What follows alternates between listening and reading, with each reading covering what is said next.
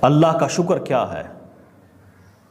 یقین مانیے کہ آج کے اس دور میں، بلکہ ہر دور میں، انسان کے پاس اور خاص طور پر ایک بندہ مومن کے پاس جو سب سے بڑی دولت ہوتی ہے وہ اللہ کا شکر ہے۔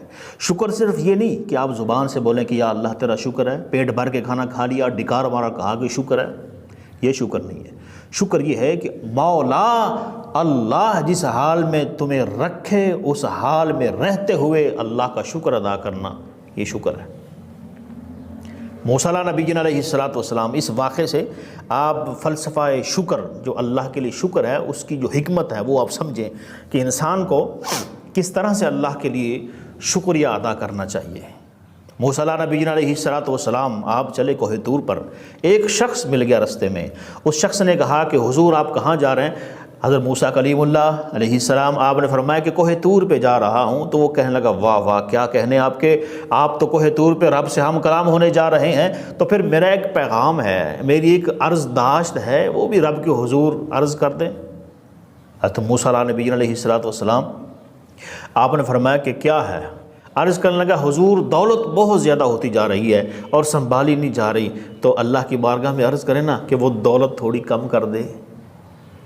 آج کسی نے یہ کہا ہے کہ یا اللہ میری دولت کم ہو جائے، آج ارب پتی بھی کروڑ پتی بھی یہ دعائیں کر رہا ہے یا اللہ برکت عطا فرما، یا اللہ اور مال دے دے۔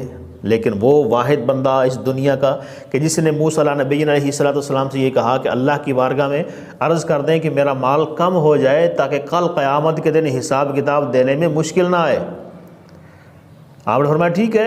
آپ چلے جب آگے صحرا میں سے ایک ڈیزرٹ کا علاقہ تھا، وہاں پر ریت پڑی ہوئی تھی اور ایک ننگا پڑا ہوا ہے ریت میں، اور وہ ریت میں دھسا ہوا ہے، اس کے پاس کپڑا بھی پہننے کے لیے نہیں ہے اور اپنی شرمگاہ کو چھپانے کے لیے بھی کپڑا نہیں ہے، ریت کی ایک مٹھی بھر کر اس نے اپنی شرمگاہ پہ ڈالی ہوئی ہے جس کو چھپا رکھا تھا، پڑا ہوا ہے۔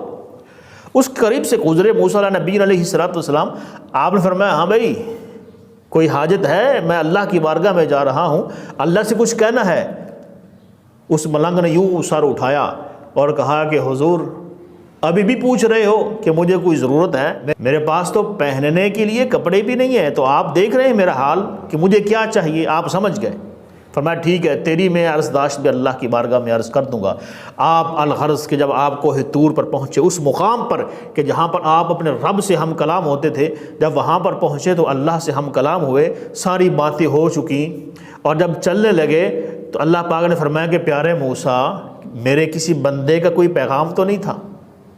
تو آپ نے فرمایا ہاں یا اللہ مجھے یاد آیا، آتے ہوئے رستے میں تیرا ایک بندہ ملا تھا، اس نے کہا کہ میرے پاس دولت کی بڑی کثرت ہو گئی ہے، اللہ کی بارگاہ میں عرض کر دیں کہ میری دولت کم ہو جائے۔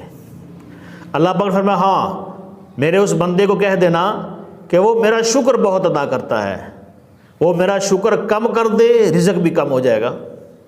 بڑی سمپل بات۔ فرمایا ٹھیک ہے۔ یا اللہ ایک اور بندہ بھی تھا کہ جس کے پاس پہننے کے لیے کپڑے تک نہ تھے۔ اللہ پاک نے فرمایا کہ ہاں موسیٰ میں بھی اس کے حالات سے واقف ہوں، اس بندے کو کہنا کہ تیرا رب فرماتا ہے کہ اللہ کا شکر ادا کیا کر، اس بندے کو کہنا کہ اپنے رب کا شکر ادا کیا کر۔ فرمایا ٹھیک ہے۔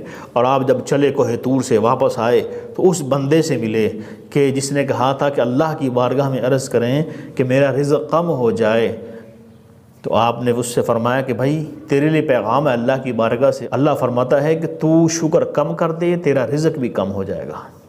اس نے کہا نا نا نا موسیٰ ایسا نہیں ہو سکتا، ایک ہی تو دولت ہے میرے پاس کہ جو میں اللہ کا شکر ادا کرتا ہوں وہ میں کم نہیں کر سکتا۔ فرمایا جب تو شکر کم نہیں کر سکتا تو پھر تیری دولت بھی کم نہیں ہو سکتی۔ اب اس ننگے سے ملے جو ریت میں دھسا پڑا تھا، آپ اس کے پاس گئے، فرمایا ہاں بھائی، اس نے سر اٹھایا، آپ نے فرمایا کہ اللہ کا پیغام ہے تیرے نام؟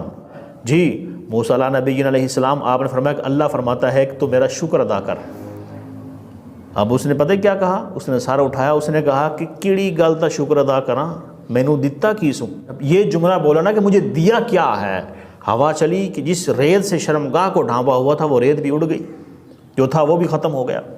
تو اس لیے یہ ہے فلسفہ شکر، ہر حال میں اللہ کا شکر ادا کرے، اگر نہیں ہے تب بھی اللہ کا شکر ادا کرے، انشاءاللہ غیب سے رزق آئے گا۔ وَيَرْزُقُهُ مِنْ حَيْثُ لَا يَحْتَسِبُ وَمَنْ يَتَوَكَّلْ عَلَى اللَّهِ۔ اور یہ بات 100% نہیں بلکہ 1000% ہے کہ ایسی ایسی جگہوں سے آپ کے لیے غیب سے خزانے آئیں گے، غیب سے رزق آئے گا کہ جہاں پر آپ کا گمان بھی نہیں ہے۔ لا یحتسب، مولا علی شیر خدا رضی اللہ تعالیٰ عنہ، آپ نے فرمایا تھا نا کہ میں نے رب کو کیسے پہچانا؟